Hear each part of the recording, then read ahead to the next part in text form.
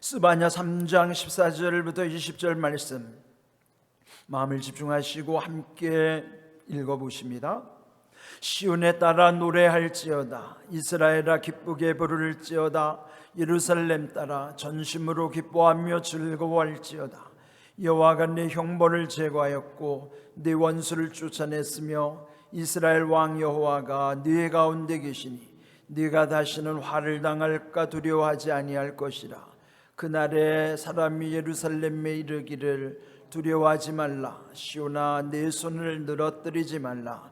너의 하나님 여호와가 너의 가운데에 계시니 그는 구원을 베푸실 전능자이시라.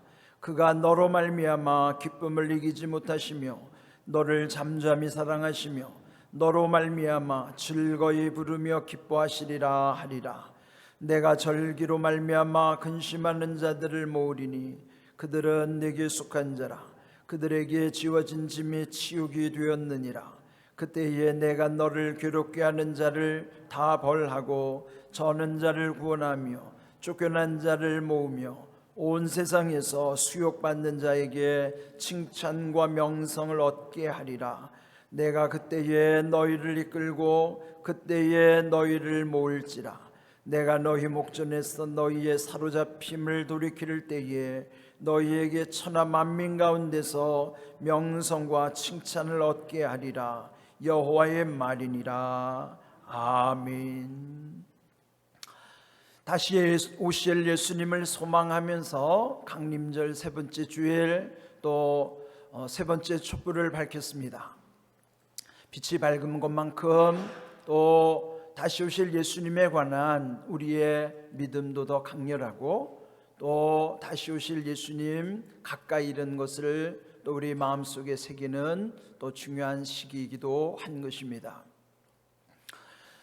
특별히 12월 둘째 주일은 오늘 주보에도 기록된 것처럼 성서주일로 지킵니다. 이 강림절 중에 성서주일을 지키는 것도 또 나름대로 뜻이 깊다고 생각을 합니다.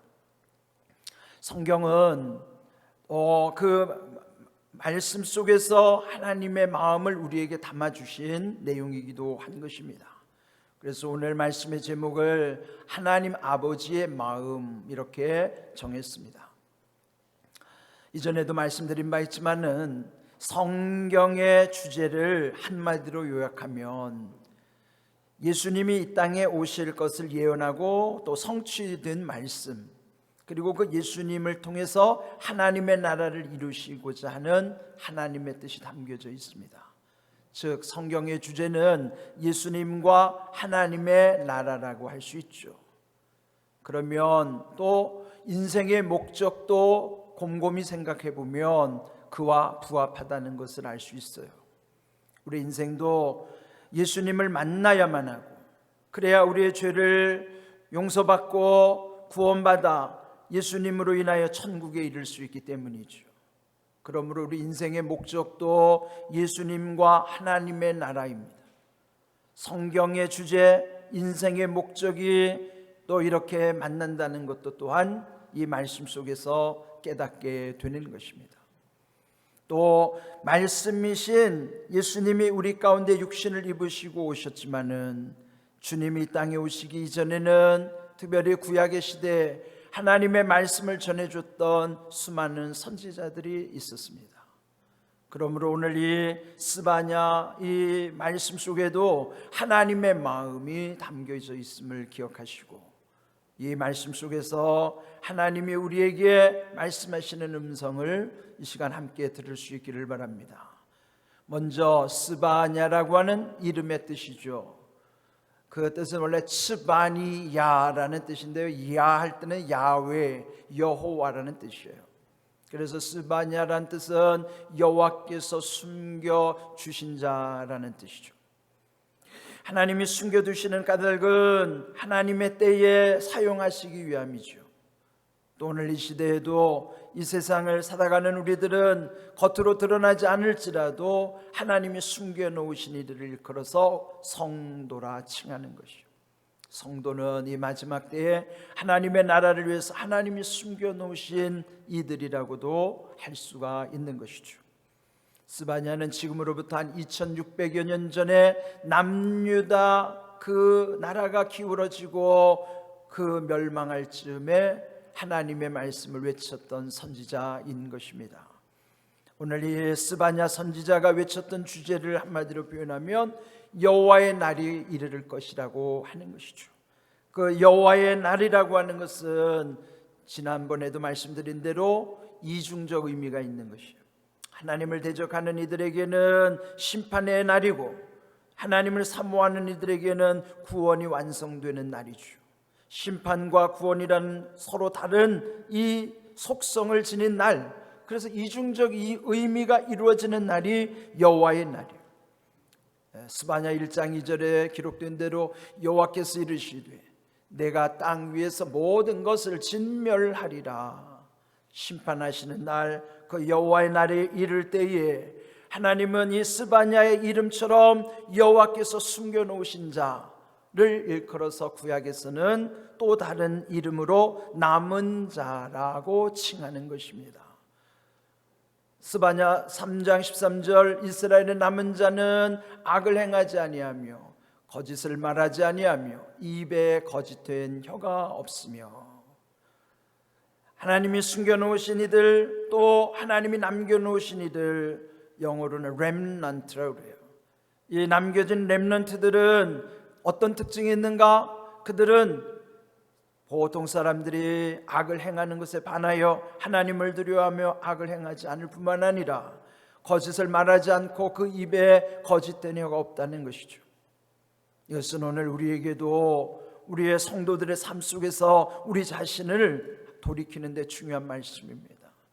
오늘 우리는 하나님이 숨겨놓으신 이 시대의 성도답게 우리의 입술은 거룩한가, 나는 거짓된 혀가 없는가, 우리 자신을 늘 살펴보야만 하는 말씀이기도 한 것입니다. 그렇다면 이렇게 남은 자, 그들을 통해서 마치 비유하자면 그 시대의 곤고함 때문에 그 나무에 밑둥만 남아있고 그 나무가 잘려진 것 같은, 겉으로 보면은 아무 소망도 없는 것 같은데, 하나님은 그 잘려진 밑둥 그루터기에서 새순이 돋게 하시고 거기에서부터 다시 회복해 하셔서 하나님의 뜻을 이루겠다고 하는 거예요. 그 그루터기, 그 남은 자, 렘넌트, 스바냐, 숨겨놓은 자, 이것이 다 하나님이 예비하시는 은혜가 있다는 의미인 것입니다. 그래서 그 남겨진 자들, 드러나지는 않았지만은 그들을 향하여 하나님은 위로의 말씀을 주시는 것입니다. 그 말씀이 오늘 14절에 시온의 딸 이스라엘아, 예루살렘 딸아, 노래할지어다, 기쁘게 부를지어다, 전심으로 기뻐하며 즐거워할지어다, 그렇게 위로를 주시는 거예요. 현실은 그렇지 않아요. 나라가 기울어져 가고 그 모든 형편이 절망 가운데 있음에도 불구하고 그들이 이렇게 기뻐하고 즐거워할 수 있는 까닭은 15절이 그 이유인 것입니다. 찬양의 이유는 하나님께서 그 형벌을 제거해 주셨기 때문이고, 그 원수들을 쫓아냈기 때문이고, 이스라엘 왕이신 여호와께서 그 너희 가운데 계시기 때문에 두려워하지 아니할 것이라. 두려움이 사라졌기 때문에, 그리고 그 하나님을 향하여 우리의 영적 시선을 둘 때에 이런 모든 환경을 넘어서 계시는 하나님으로 인하여 즐거워하고 기뻐할 수 있는 것이에요. 우리의 현 상황을 놓고는 기뻐할 일이 많지 않죠. 그러나 아무리 힘들고 절망 가운데 있더라도 그 너머에 계시는 하나님과 우리의 영적인 시선이 마주할 때는 주님은 우리를 기뻐하게 하시고 즐거워하게 하시는다는 사실을 기억해야 합니다. 그 상황 속에서 또 16절 그날에, 여호와의 날 그날에 또 말씀하시기를 두 가지를 말씀하시죠. 조심해야 될 두 가지는 두려워하지 말라, 너의 손을 늘어뜨리지 말라 하는 거예요. 인생은 두렵게 하는 주변 환경이 너무도 많아요. 그래서 늘 마음이 불안해지기도 하고, 또 어떤 때는 몹시 고독하고 외로운 존재일 수밖에 없어요. 그래서 저는 묵상할 때마다 인생이 삼중고는 이렇게 내가 외로운 존재라는 사실, 마음에서 불안함과 환경 속에서부터의 두려움이 우리 인생 누구든지 겪어야만 하는 삼중고예요. 근데 이것을 우리 스스로 해결할 수가 없습니다. 그런데 주님이 말씀하신 것처럼 그날에 두려워하지 말아라, 하나님이 말씀하셔서 주님과 통할 때만이 두려워하지 않게 될 수 있고, 또 손을 늘어뜨리지 말라고 하시는 것은 우리들의 어떤 의욕이 사라지고 보람을 잃어버리고 또 탄식할 수밖에 없을 때는 손이 축 처질 수밖에 없는 거예요. 그런데 시편 3편 3절에 보시면요, 하나님은 우리의 머리를 들게 하시는 하나님이심을 강조합니다. 왜 머리를 들게 하실까요? 의욕이 떨어질 때에 나타나는 현상은 고개가 떨궈지는 거예요. 그런데 하나님은 우리의 고개를 들게, 머리를 들게 하시는, 그 하나님은 우리의 방패가 되어주시고 하나님이 우리를 통해서 영광을 받으시니 그 하나님이 나의 머리를 들게 하시는 하나님이십니다. 어떤 형편에서든지 여러분이 환경을 보면 절망하고 탄식할 수밖에 없지만은, 그러나 우리가 주님 바라보면 주님은 다시 우리의 머리를 들게 하실 뿐만 아니라 우리의 손이 늘어뜨리지 않도록 용기를 주시는 거예요. 오늘 우리 박 집사님 기도 가운데 어제는 슬픔과 오늘은 탄식 이런 내용이 있어서, 그렇지, 우리 인생이 어제도 그렇고 오늘도 그렇고 그래서 내일도 희망이 없는 이런 곤고한 삶을 살아가는데, 이것으로부터 벗어날 수 있는 길은 오직 주님을 바라보고 주님을 향할 때만이 그 소망 가운데서 이런 모든 것을 이기게 하시는 것입니다. 그 하나님이 결국 오늘 가장 중요한 말씀 17절이에요. 그 하나님이 우리에게 어떤 하나님이신가? 구원을 베푸실 전능하신 하나님이심을 알려주시는 것입니다. 전능자라는 것은 하나님은 모든 것을 하실 수 있는 하나님이에요. 우리는 무능하여 아무것도 할 수 없을지라도 전능하신 하나님, 모든 것을 하실 수 있는 하나님은 무능한 나에게 지혜 주시고 능력 주실 때 우리도 할 수 있는 거예요. 하게 하시는 하나님 때문에 그 모든 일을 감당할 수 있는 것입니다. 그런데 오늘 이 말씀 속에는 오늘 이 설교의 제목처럼 하나님 아버지의 마음을 담아주시는 말씀이에요. 그 하나님 아버지께서는 너로 말미암아 기쁨을 이기지 못하신다는 거예요. 여기 너라고 하는 이 호칭을 여러분 한 분 한 분 자기에게 대입을 시키셔야 돼요. 나로 말미암아, 즉 나 때문에 하나님 아버지께서 기쁨을 이기지 못하실 뿐만 아니라 나를 잠잠히 사랑하신 거, 잠잠이라는 것은 아무 말 없이, 여러분 사랑에는요 말이 필요 없잖아요. 왜 사랑하느냐 이유를 설명할 필요가 없어요. 사랑하기 때문에 그 말 한마디 속에는 그저 잠잠히 말 없이 사랑하는 거예요. 얼마나 사랑한지, 너로 말미암아 즐거이 부르며 기뻐하시리라. 이 앞에서도 주님이 우리에게 즐거워하고 기뻐하라고 말씀하셨는데, 하나님도 나로 인하여, 나 때문에 그렇게 기뻐하고 즐거워하신다는 거예요.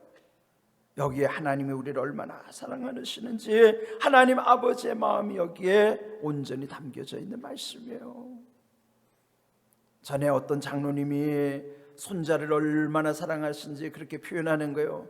내가 이 손자를 보고 있는데도 보고 싶다는 거예요.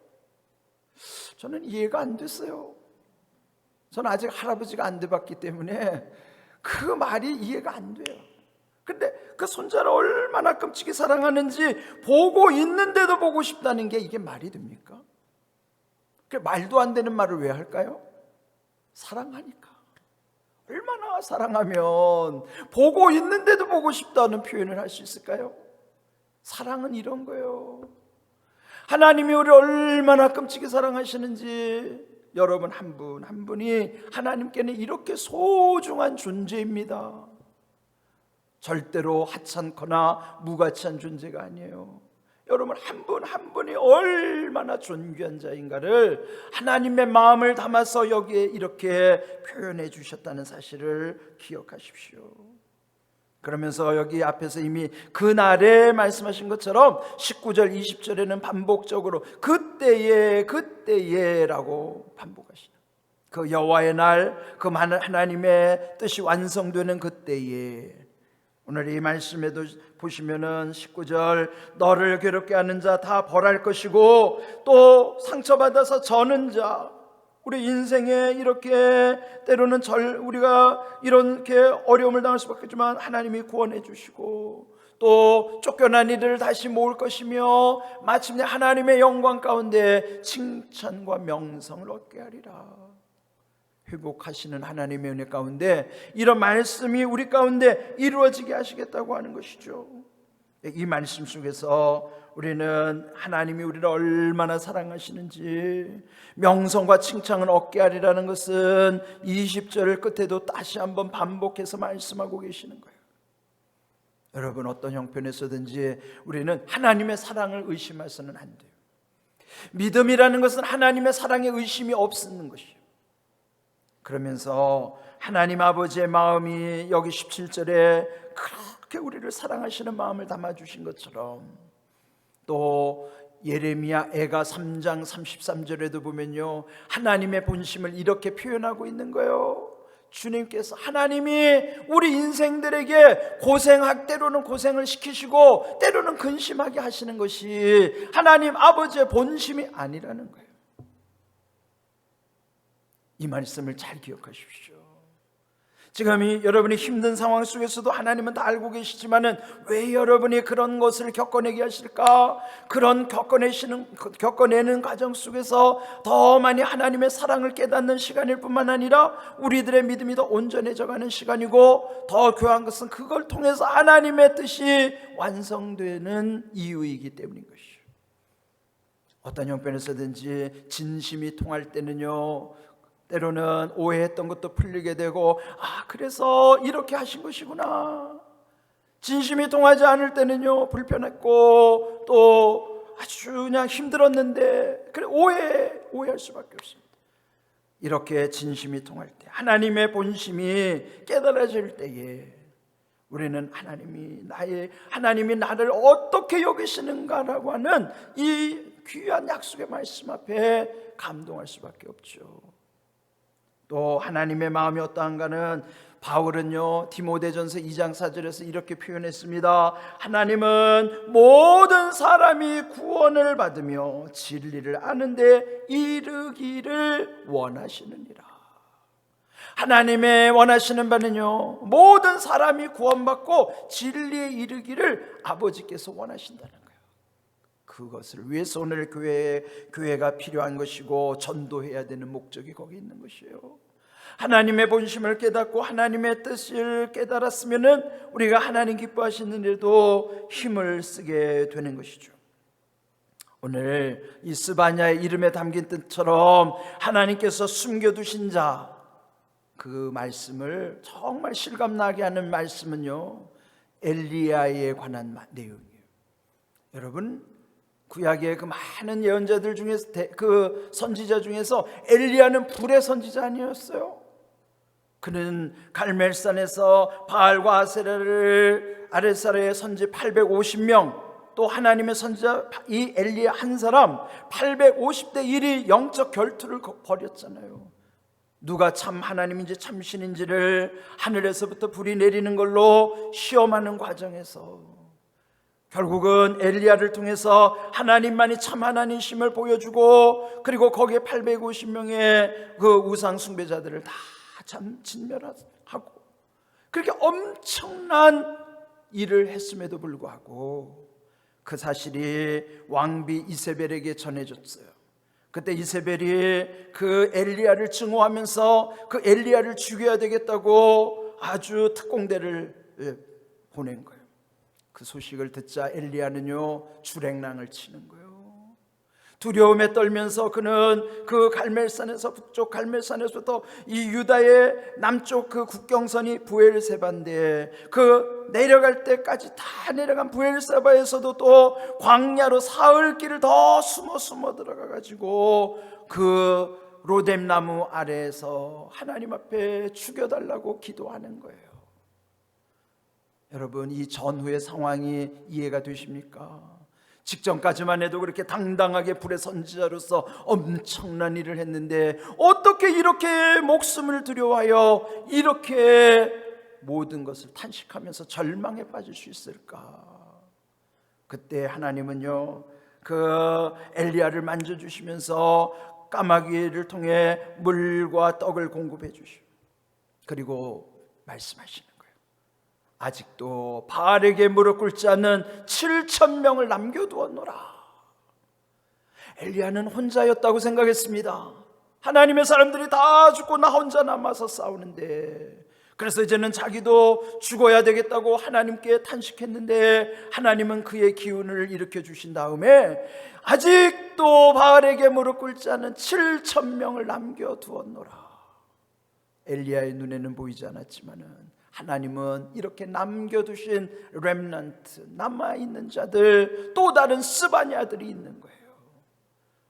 지금 이 시대도 마찬가지예요. 세상을 향하여 바라보면 별로 희망이 없어 보여요. 교회는 점점 침체되는 것 같아요. 그러면 우리가 어떻게 살아야 될지 너무나 힘든 상황이지만, 그러나 절망할 필요 없습니다.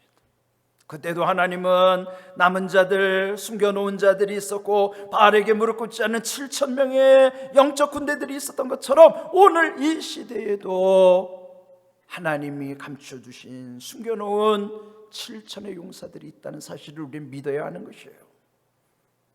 저는 지난 주간에 어떤 분과 통화하면서 내년에 있던 일들을 구상하는데요, 그분이 저에게 이런 얘기를 해주는 거예요. 우리 교회에 숨은 일꾼들이 많습니다. 그러면서 이름을 쫙 명단을 보내줬어요. 누구. 제가 그걸 보면서 공항교회 이렇게 하나님 숨겨놓은 분들이 있군요. 내 눈에는 안 보였는데 그분을 통해서 이런 분들이 정말 하나님을 갈급해하는 분들입니다. 이런 분들이 정말 볼 때 숨겨놓은 분들이에요. 그래서 55주년을 바라보면서 저는요, 이 교회를 하나님이 이끌어 가시겠구나. 이 때를 위하여 숨겨놓은 또 다른 스바냐들이 이 교회에 있구나. 렘넌트 남겨진 자들이 있구나. 그래서 우리는 실망할 것도 없고요, 소망 가운데 하나님 이루실 일을 바라보면서 이제 이런 모든 일들이 하나님이 이루어 가실 것을 바라보는 것입니다. 오늘 이 말씀을 정리하면서 하나님의 마음을 또 우리는 어떻게 표현할 수 있을까? 이 강림절 오늘 셋째 주일이잖아요. 첫째 주일의 말씀을 제가 한문 사자성어로 결론을 내렸었어요. 첫 번째 뭐였어요? 물극필반. 만물이 극에 달하면 반드시 뒤집어진다. 그래, 우리가 지금 어디로 뒤집어져 가느냐, 우리의 방향성이 중요한 거예요. 천국을 향하여 뒤집어져 가야 그게 정말 우리에게는 인생이 제대로 되는 인생이죠. 근데 나는 잘 살고 잘 사는 줄로 착각하면서 내 현실은 지옥으로 뒤집어져 간다면 그건 절망이에요. 지난주 두 번째 말씀은 사필귀정이었어요. 만사가 필히 귀정한다. 정으로 돌아간다. 바른 길로 돌아간다. 그러나 하나님이 사필귀정 바른 길로 돌리시는 거예요. 하나님은 사필귀정이 하나님이시죠. 근데 오늘 하나님 아버지의 마음을 어떻게 표현할 수 있을까? 그 사자성어는 이렇게 정했어요. 광대무변. 광은 넓다는 뜻이고 대는 크다는 뜻이죠. 우리가 규모는 넓이로 크기로 측량하지만은 하나님은 그 넓이와 크기를 측량할 수가 없어요. 넓고 커서 끝이 없는 거예요. 무변이라고 할 때 이 변은 변두리가 없다는 거예요. 가장자리가 없다는 거예요. 우리의 삶 속에 보면은 되게 중심을 추구하고 변두리는 별로 좋아하지 않아요. 변두리에 살기를 원하지 않고 변두리에 관심도 없고, 그런데 하나님께는 변두리가 없어요. 하나님은 여기 중심이나 우리가 생각하는 변두리나 똑같은 거예요. 그분에게는 무변하신 거예요.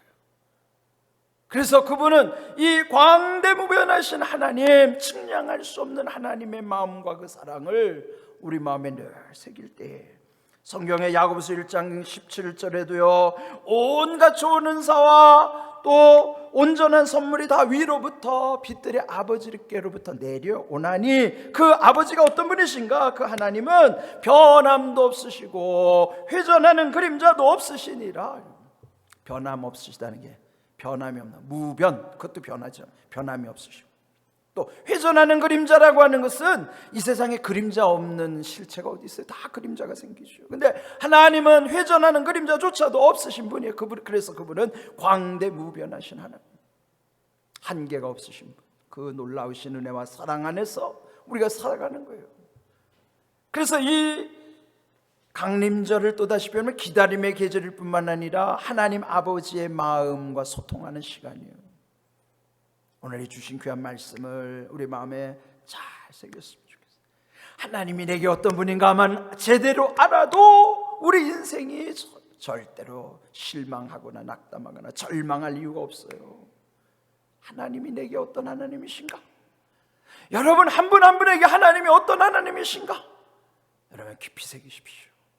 그 하나님을 우리는 아버지라고 부르는 거예요.